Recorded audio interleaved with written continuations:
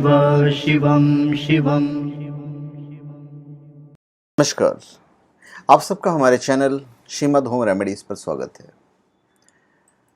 मैं motivational story वाली series में एक मोटिवेशनल स्टोरी बताने जा रहा हूँ। एक नहीं, मैं 2 बताऊँगा। आपको इंटरेस्टिंग भी लगेगा सुनने में भी, और उनसे क्या सीखें वो इम्पॉर्टेंट है। सिखाने के अलग अलग तरीके होते हैं, जैसे कि अपनी पहचान हम कैसे बनाएं। तो एक तरीका होता है मैं पूरे थीसिस दूँ आपको, दूसरा तरीका होता है कहानी के माध्यम से बता दूँ, और मैं एक बताऊंगा कि जब सारे रास्ते बंद हो जाएं, जब हम मुश्किल में फंस जाए, तो हमें जीतना कैसे है, कठिन परिस्थितियों में हम कैसे जीते हैं। परिस्थितियां कभी जीवन में एक जैसी नहीं रहती। जीवन में भंवर में उतार चढ़ाव तो आते ही रहते हैं। तो फिर आपकी सोच कैसी होनी चाहिए, किस तरह से हमें अपने दिमाग को इस्तेमाल करना चाहिए, ये 2 बातें हैं। अपनी पहचान कैसे बनाएं और कठिन परिस्थितियों से कैसे निकलें, इस पे हम 2 कहानी आपको बताने जा रहे हैं। आपने नाम सुना होगा, बहुत प्रसिद्ध लेखक, पत्रकार और राजनयिक थे पुष्पेंद्र कुलश्रेष्ठ। बहुत ही अच्छे स्वभाव के थे वो, विदेश तक में उनकी प्रसिद्धि है। और वो इतने खुश मिजाज हैं, इतने हंसमुख हैं और इतने हाजिर जवाब हैं कि आप पूछो मत। वो जहाँ भी जाते थे तो जन सैलाब चारों तरफ नजर आता था। एक बार की बात है, वो अपना भाषण समाप्त करके बाहर निकले, तो भाई बहुत सारे लोग होते हैं पब्लिक में, सब किसी को फ़ोटो खिंचाना होता है, किसी को ऑटोग्राफ लेना होता है। तो उसमें से एक जो नौजवान था, वो उनके पास आया और कहा कि मैं आपका बहुत बड़ा प्रशंसक हूँ, बहुत बड़ा श्रोता हूँ, मैं साहित्य प्रेमी हूँ, जिसके कारण मुझे आपकी लेखनी बेहद रुचिकर लगती है और आप मेरे प्रिय लेखक हैं। मैंने आपकी सारी पुस्तकें पढ़ी हैं और आपके व्यक्तित्व को अपने जीवन में उतारना चाहता हूँ। मैं क्या करूँ जिससे मैं अलग पहचान बना सकूँ, आपकी तरह ख्याति पा सकूँ। और फिर उस व्यक्ति ने ऑटोग्राफ वाले जो पेपर होते हैं, जो बुक होता है, वो पुष्पेंद्र जी की ओर बढ़ा दिया। उन्हें कुछ कहा नहीं, उन्होंने कुछ लिख दिया और पुस्तिका वापस कर दी। जो लिखा वो इम्पोर्टेंट था। और नौजवान उसने फिर कभी किसी की ऑटोग्राफ जिंदगी में नहीं ली। बस वो आगे बढ़ता चला गया, वो नौजवान। अब इम्पोर्टेंट ये है कि उन्होंने पुस्तिका में लिखा क्या, क्योंकि ये हरकत सब करते हैं, हम करते हैं, आप करते हैं, हमारे जैसे बहुत लोग करते हैं कि भाई सेलिब्रिटी देखी तो उसके साथ फ़ोटो खिंचा लिए, सेलिब्रिटी देखी तो ऑटोग्राफ ले लिए। तो उनके लिए बहुत बड़ी सीख है। सीख ये है कि उन्होंने, पुष्पेंद्र जी ने लिखा क्या, उन्होंने लिखा था, आप अपना समय स्वयं को पहचान दिलाने के लिए लगाएं। किसी दूसरे के ऑटोग्राफ से आपकी पहचान नहीं बनेगी। जो समय आप दूसरों के लिए देते हैं, वो समय आप स्वयं के लिए दें।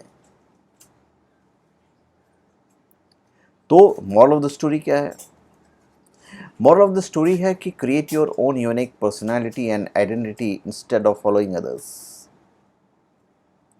और जो ये करता है वो बहुत जल्द अपनी एक अलग पहचान बनाता है। Because the biggest thing in life is respect and uniqueness you have, for which people remember you. तो दूसरों को फॉलो करने से अच्छा है ऐसा बनो कि लोग आपको फॉलो करें। तो यहाँ पे आप अपनी पहचान बनाएंगे। दूसरी मैं और एक कहानी सुनाऊंगा कि भाई कठिन परिस्थितियों में अपना दिमाग इस्तेमाल करके आप कैसे मुसीबतों से निकल सकते हो। एक बहुत बड़े व्यक्ति थे, वक्त तो हर किसी का ख़राब चलता है, उनका भी वक्त ख़राब शुरू हुआ और वो कर्ज पे कर्ज लेते चले गए। जिससे वो कर्ज ले रहे थे वो कर्ज वापस नहीं कर पा रहे थे। भाई उनका एक छोटा सा बेटा था और एक बेटी थी।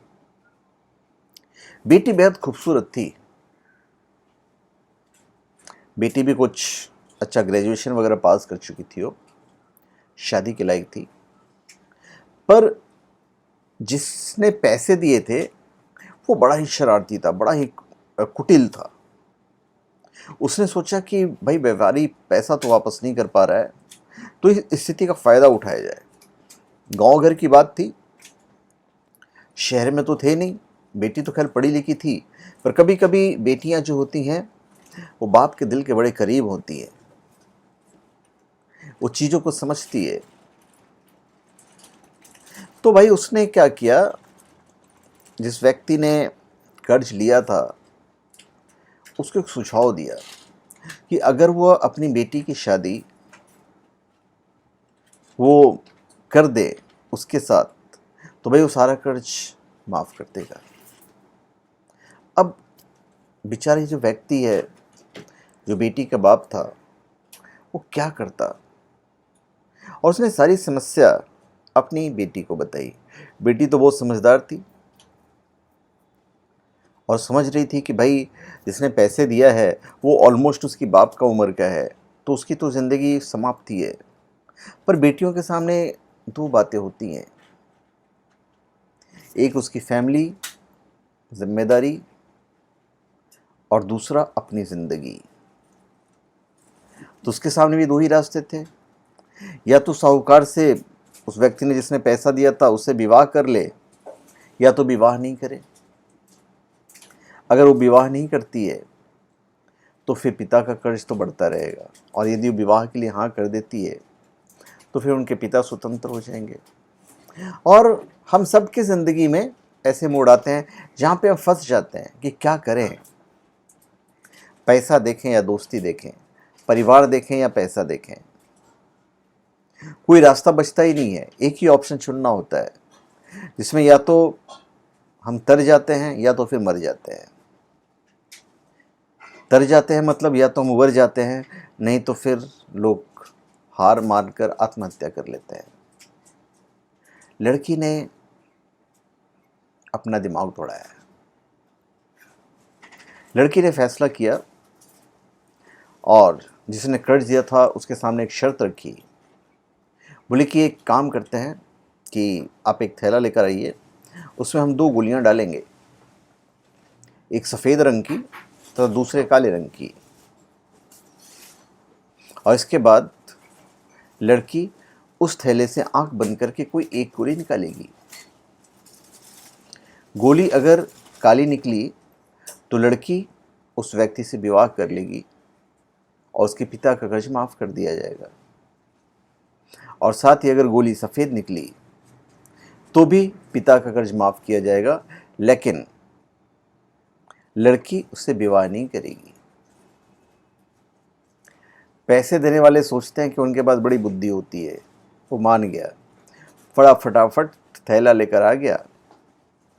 बगल में एक नाला था, वहाँ पे टेबल लगा दिया गया, थैले को उसके ऊपर रख दिया गया और गोलियां डाल दी गई। अब पैसे देने वाले अपना दिमाग क्या लगाया, जो हम बचपन में जले नहीं खेलते हैं कि भाई कुछ सिलेक्ट करना हो, चोर सिपाही राजा मंत्री, अगर सिलेक्ट करना है तो सारे पे राजा ही लिख दो, आखिरी बार जब हम खेलते हैं तो राजा ही निकलेगा। तो भाई ऐसा हुआ कि साहूकार ने चालाकी से दोनों गोली, काली जो गोली थी काली गोलियां डाल दी कि भाई काली निकलनी है तो लड़की तो हमारे पास आ जाएगी। अब लड़की हो गई परेशान कि भाई करे तो क्या करे, अगर साहूकार का भंडा फोड़ दे तो फिर वो कोई दूसरी चाल चल देगा। कुछ सोच समझकर वो आगे बढ़ी और उसने थैली से एक गोली निकाली, और गोली बाहर निकालते ही गोली जो थी उसने हाथ से चिटका दी, तो गोली क्या होता है, नाली में गिर जाती है। लड़की बोलती माफ़ करना, गोली तो मेरे हाथ से चिटक गई, लेकिन चिंता की कोई बात नहीं है, थैले में भी दूसरी गोली तो होगी, उसे देख लेते हैं। अगर गोली काली निकली तो जो मैंने उठाई थी वो सफ़ेद गोली होगी, और थैली में गोली सफ़ेद निकली तो मैंने समझ लो काली गोली उठाई होगी। अब व्यापारी ने थैले में हाथ डाला तो देखा काली गोली निकली, तो काली निकलनी थी। व्यापारी बोला, हाँ बेटी, थैले में तो काली गोली बेटी बची, अभी बेटी कहना पड़ा उसको, इसका मतलब तुमने सफ़ेद चुनी थी। क्योंकि साहूकार बोलता तो क्या बोलता, बोलता तो चोरी पकड़ी जाती। तो इस प्रकार पिता का जो कर्ज था वो माफ़ हो गया और बेटी ने अपनी भी रक्षा कर ली। तो भाई कहने का मतलब ये है कि कितनी भी कठिन परिस्थिति हो, अपना दिमाग में संतुलन बनाए रखना चाहिए। उसमें से आगे कैसे निकलना है, उसको पार कैसे जाना है, ये हमें सोचना होगा। अगर हम पहले से सोच लें कि भाई ये तो बड़ा मुश्किल है, नहीं हो पाएगा, तो फिर सही में नहीं हो पाएगा। तो अपने विचारों को खुलने दें, थोड़ा हट कर सोचें। यह सोचें कि हर समस्या का हल है, तो मेरी समस्या का भी कोई ना कोई हल तो ज़रूर होगा। और जब आप ऐसा सोचने लगेंगे तो यकीन मानिए आपको समस्याओं के हल भी मिलने शुरू हो जाएंगे। तो ये 2 कहानियाँ मैंने आपको बताई है जो मोटिवेशनल है। तो धन्यवाद, आप सबका हमारे चैनल पे स्वागत है। आप हमारे चैनल पे सब्सक्राइब करें और अपने कमेंट दीजिए। धन्यवाद।